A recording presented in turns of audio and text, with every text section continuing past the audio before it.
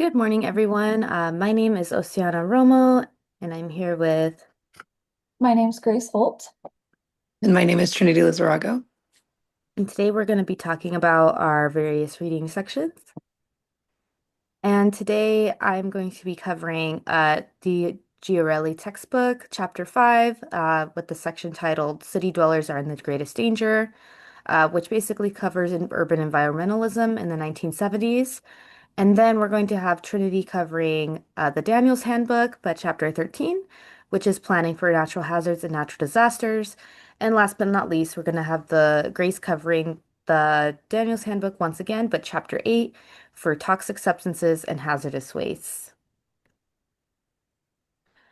Let me just move this out of the way here. So in my section, it pretty much summarized a large variety of the history of environmentalism. And this timeline traces how urban environmentalism evolved during the 1970s from my reading City Dwellers Are in the Greatest Danger. So basically, it was just going over a period where cities faced pollution, disinvestment, and inequality.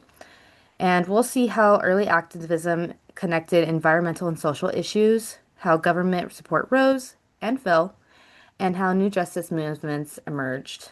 And here you could just see a couple quick highlights from each of the small sections divided in years. And to start off with the early 1970s, in the early 1970s, environmentalism became a big national movement, right? Especially after Earth Day 1970, brought millions of people together to talk about pollution and health. But while most of the attention focused on nature and wilderness, a new awareness was growing in cities. And activists began really linking pollution to poverty, race, and government neglect, showing that environmental issues were not just simply about forests, but it was a larger issue, and it's about people's everyday lives. They challenged the mainstream white suburban version of environmentalism, arguing that residents face the greatest danger from pollution and disinvestment. And this shift marked the beginning of urban environmentalism and laid the foundation for what we now call environmental justice today. Oh, just to go back, you could obviously see that this is the smog from the 1970s, so 1975. It used to be really bad back then. Can't believe how it was and how it's changed. And to move on to the mid 1970s, and then the mid 1970s, the federal government starts to really formally recognize city residents and what they have to face, especially minorities, sort of. Uh, they see that the minorities face the harshest environmental conditions thus far, and the EPA and Council on Environmental Quality, which was CEQ, Seek, uh, published reports something like it was called Our Urban Environment and Our Most Endangered People, which was published in 1973. And it basically admitted that poor segregated neighborhoods suffered the most pollution, crowding, and industrial hazards more than any other urban or suburban area. And there was programs such as SPARE, the Summer Program for Action to Renew the Environment, and Model Cities. They hired local residents to conduct local surveys and manage waste and promote environmental education, linking justice and employment. But these community-based initiatives were short-lived. Under President Nixon's new federalism, which happened in 1973, funding was pulled from these grassroots programs and redirected to city governments, consolidating control amongst mayor and bureaucrats rather than the residents and the community. As a result, the early environmental activism lost resources and autonomy, and a setback that weakened local power and awareness that was just growing. And here you could see one of the first pictures of EPA officials actually going to see polluted waterways for the first time. And going into the late 1970s, environmentalism had transitioned from a grassroots movement to a government institution. Under the Carter administration, the EPA began to focus on more policy and public health rather than protest or community empowerment. Administrator Douglas Castle and Deputy Administrator Barbara Blum redefined this mission as environmental protection, framing pollution as a health issue that affects everyday urban life. Excuse me. In Blum's 1978 speech, which was basically titled Cities and Environmental Awareness, it basically called attention to environmental challenges faced by city residents and highlighted how suburban privilege shaped environmental inequality. She criticized the perception that environmental problems only existed in natural or remote spaces, which obviously is not true. And it argued that urban neglect was an equally urgent crisis. Around this time, the EPA released outreach materials such as Pollution, a Common Concern, which feature figures like Coretta Scott King and Vernon Jordan. And these efforts aim to make environmentalism appear more inclusive and relevant to minority communities. Most community programs from the early 1970s were no longer funded. As a result, local participation in environmental reform continued to really decline, even as federal agencies gained this authority. Environmentalism, one of the benefits is that it gained legitimacy and permanence through policy, but it lost its connection to the working class and the communities of color who really needed it most. Despite these setbacks, late 1970s laid important groundwork for environmental justice movement through the 80s and 1990s. And some key takeaways from the 1970s, just to wrap up this reading. By the end of the 1970s, like we just discussed, environmentalism had moved from protest to policy, and the creation of the EPA and new environmental laws gave the movement stability, but it really distracted and took away from local struggles. And also, urban minority communities remain the most exposed to air pollution, even to this day, especially industrial hazards as well.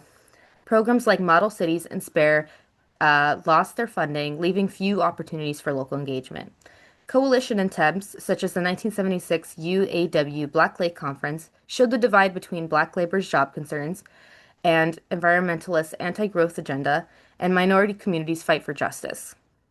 Under Carter, leaders reframed environmental issues such as public health and equity concerns, and these efforts would set the stage for environmental justice movement in the 1980s.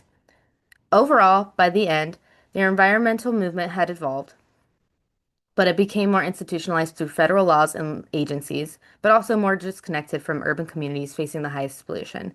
Black and Latino neighborhoods continue to bear the greatest environmental burdens, but efforts to unite labor, civil rights, and environmental groups often fell short. Yet, out of all these struggles came a new awareness. One saw that pollution is an issue of justice, health, and equity. That shift laid the groundwork for the environmental justice movement in the 1980s and beyond, where the fight to protect the planet became inseparable from the fight to protect the people. And here you can see where we talked about the Warren County protests against the toxic dump, and it all circles back. Thank you so much. Hi, so I'm going to be covering Chapter 13, the Planning for Natural Hazards and Disasters, as Ociana said. Oh my God, sorry guys, my iPad closed. Okay, so this chapter challenges a core assumption in planning that we can build anywhere without consequence. The fundamental shift addressed in this chapter asks us to move from simply reacting to disasters to planning proactively to prevent them. This is a difference between an unfortunate weather event and a catastrophic economic disaster. The opening quote from the chapter from Bobby Kitchens of the U.S. Forest Service speaks directly to the consequence of planning failure. It used to be we'd never see a house or structure when we were on fire, but these days it's rare that you have a fire when you're not trying to save buildings and people. Development patterns, specifically sprawl into the wildland-urban interface, have turned natural hazards into human crisis. Every recent major event, from Hurricane Katrina and Superstorm Sandy to the California wildfires, demonstrates that the failure to plan effectively is measured not just in dollars, but in lives lost and permanent community upheaval. This is why hazard mitigation is now viewed as an essential element of land use planning and not an optional add-on. To fully grasp why this shift is necessary, we have to look at the unsustainable cost of the current approach. The core problem is that we are financially subsidizing bad decisions by continuously rebuilding in vulnerable areas. The enormous cost of events like Superstorm Sandy prove that the price of mitigation is far less than the price of recovery.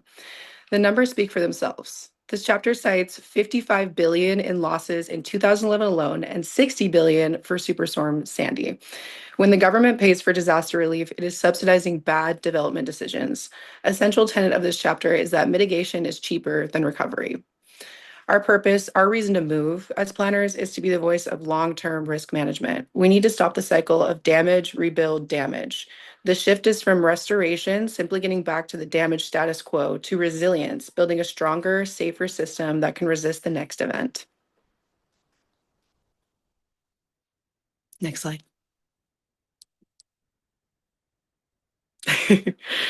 To proactively plan and protect our communities, we must shift our strategy from fighting nature to partnering with it.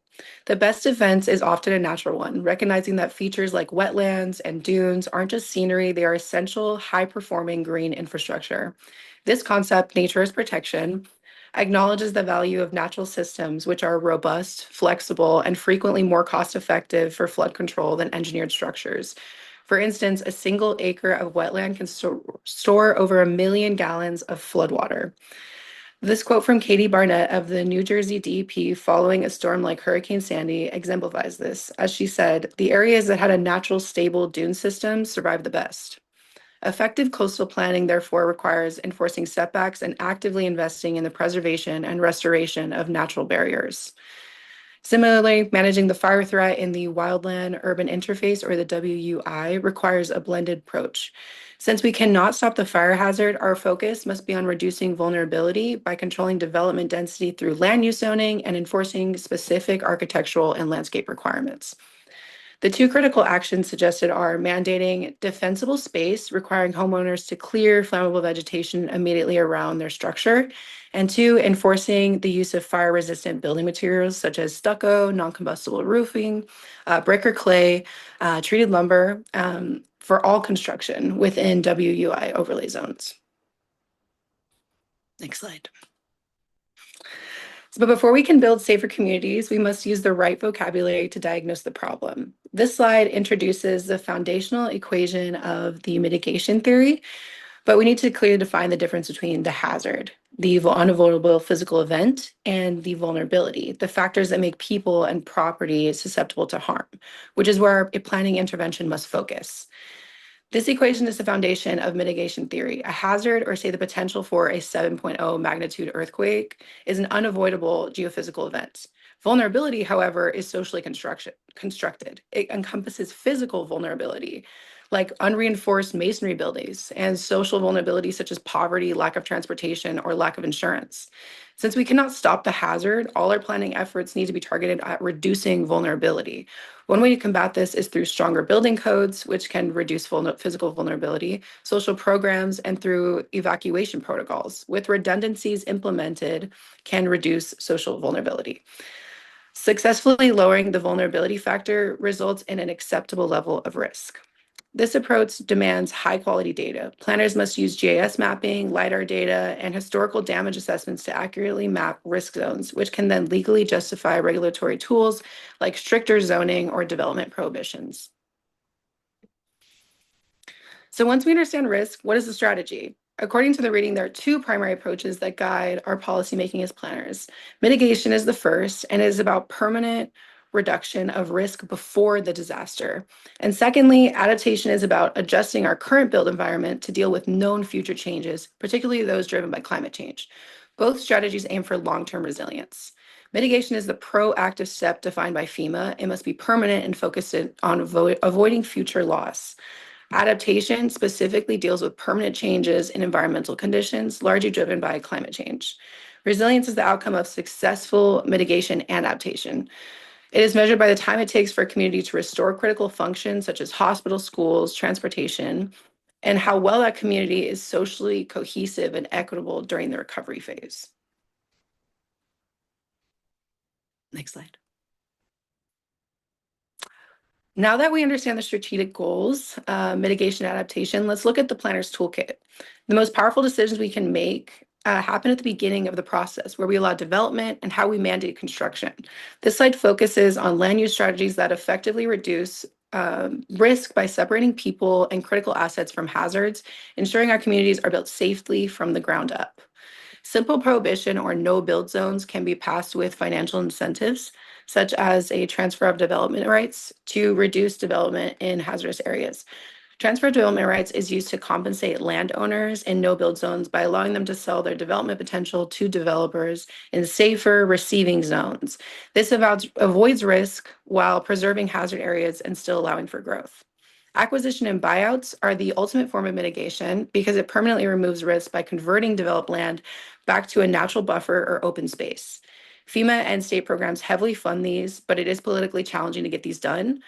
It's extremely effective, though. Areas with high risk require tough codes to mitigate it. The planning department's coordination with building officials gets this accomplished, requiring higher base flood elevations, anchoring structures to resist wind uplift, or mandating seismic bracing are key legislative actions that reduce the physical damage of structures. And then finally, relocation focuses on moving essential public infrastructures and is distinct from buyouts. As planners, we must ensure that critical facilities like hospitals, emergency operation centers, water treatment plants, and primary fire stations are located outside of high-risk zones. If they cannot be moved, they must be built to the highest possible standard, often requiring expensive seismic or flood-proofing features. Ensuring these facilities are operational post-disaster is directly tied to a community's resiliency. Okay, and then our planning tools for implementation generally fall into two categories. For decades, the default was structural, massive, hard engineered defenses like levees. Today, planning favors non-structural measures or smart policy because they're more flexible, sustainable, and don't create the dangerous illusion of total safety that hard infrastructure often does. Historically, large structural defenses were seen as a sign of progress. However, they are criticized for the levee effect or the safe development paradox. The false sense of security they create encourages more intense development behind them, leading to potentially catastrophic losses if the structure fails. The preference for non-structural solution reflects a shift toward acknowledging the dynamic nature of hazards. Policy tools like mandatory flood insurance or stricter density limits are flexible, cheaper, and do not create the dangerous illusion of absolute protection. They encourage individual responsibility and working with ecological systems. So, a critical lesson from past disasters is that mitigation cannot be a standalone plan. It cannot be an isolated document. For hazard planning to truly work, it must be fully integrated into the community's comprehensive plan. This integration ensures safety is a core principle guiding every element, from housing policy to capital improvement budgets.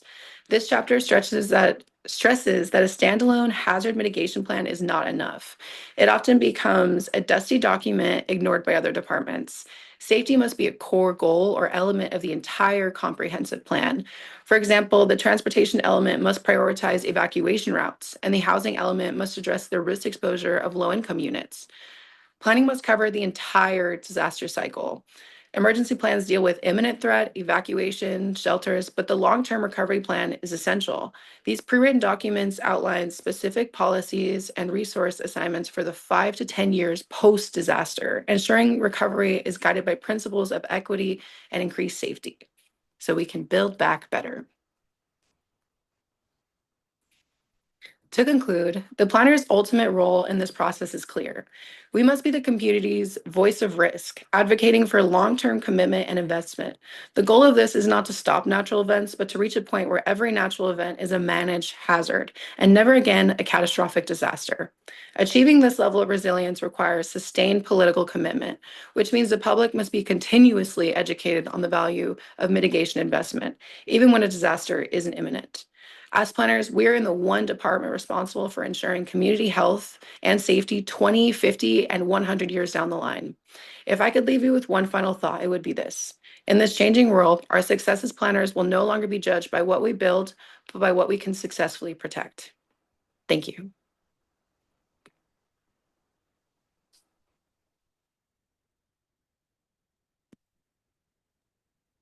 This next chapter goes over toxic substances and hazardous waste.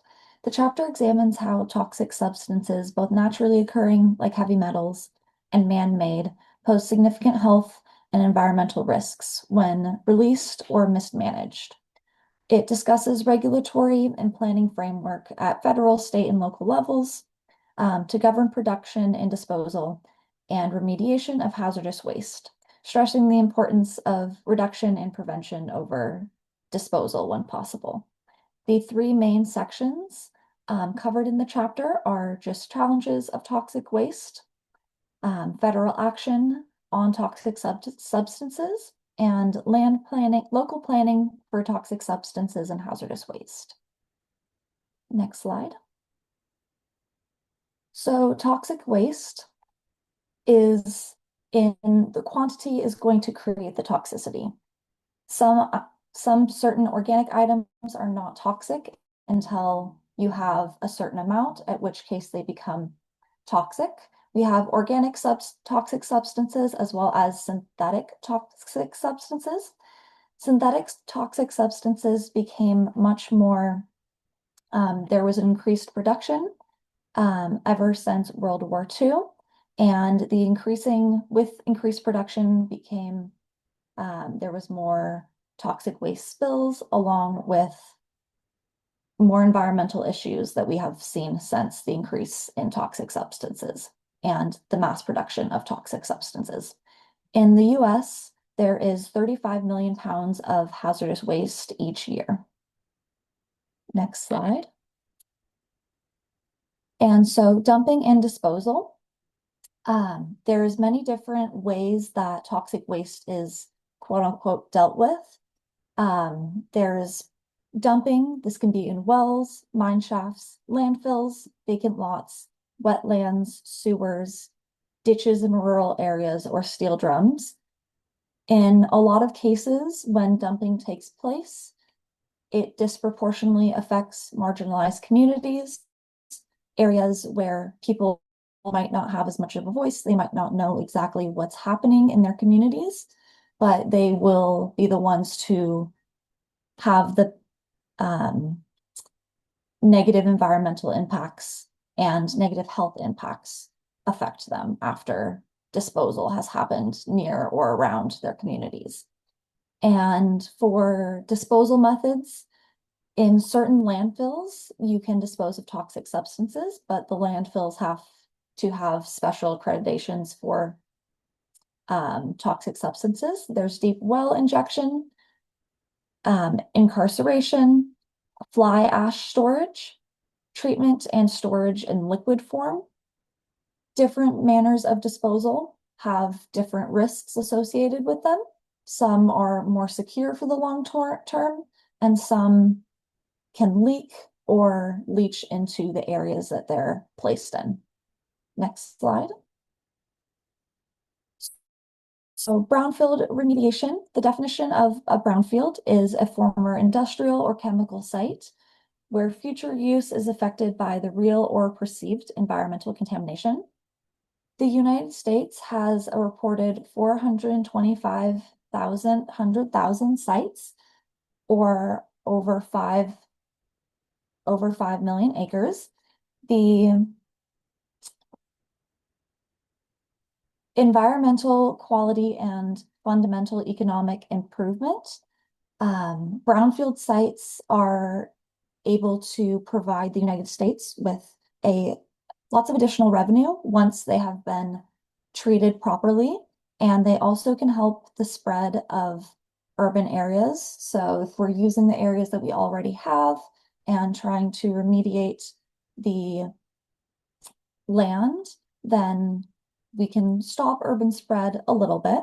But for some numbers, remediation of brownfields can bring an estimated of 1.3 to $3.8 billion in tax revenues yearly. And 1 acre of brownfield redevelopment means 1.7 acres of suburban greenfield that won't be developed in the future. So if we're able to use the spaces that we already have and take care of the land that we already have, we can hopefully keep some green spaces green for the enjoyment of everyone. Next slide. So there's many different federal actions on toxic substances. These are just a few, but the first one is the Federal Insecticide and Fungicide Act. So chemical manufacturers have to register all pesticides with the EPA before distribution. And the EPA has also increased its regulations for handling and safety, just to make sure that the toxic substances are being used in the manner that they are meant to be used in and don't overly harm the environment in the act of using them. The next one is going to be the Toxic Substance Control Act. The EPA can obtain information from companies on new or existing chemicals to be able to control and or ban them depending on what they see fit. So this just adds an extra level of regulatory purposes so the EPA is able to regulate a little bit more on toxic substances, and instead of companies being able to create whatever they want whenever they want, there's at least some regulation so that they have to fit within. And if something is overly dangerous, it can be pulled from the market. The Emergency Planning and Community Right to Know Act. The EPA every year has to release a yearly inventory of all companies and their toxic substances and chemicals so that anyone who wants the information can obtain the information. It helps to keep companies responsible for using toxic substances in a quote unquote responsible way. It just holds them a little bit more accountable when the information is open to the public and we can see exactly what the chemicals are, how they're being used, and how much do they have in their storage. And then the Comprehensive Environmental Response Compensation and Liability Act. This was put into place after it was seen time and time again that companies were releasing toxic substances or dumping in areas where they thought that the government wouldn't find out, or they thought that no one would know that they were dumping in these areas, and the environmental impacts continue time and time again to take a toll. So this is just an act that was put in place to be able to regulate companies a little bit more, but also hold them legally accountable for some compensation for the environmental injustices and environmental harm that they caused with their illegal dumping. So that is a slow process, but there is something in place, and it's one more step to help try and have companies deal with their toxic substances in a little bit more of a responsible way. And just a question for anyone watching, if you had to choose one federal action, what would be the most important? Or if you wanted to combine them, what aspects would you combine of each one? Next slide. And then informing communities.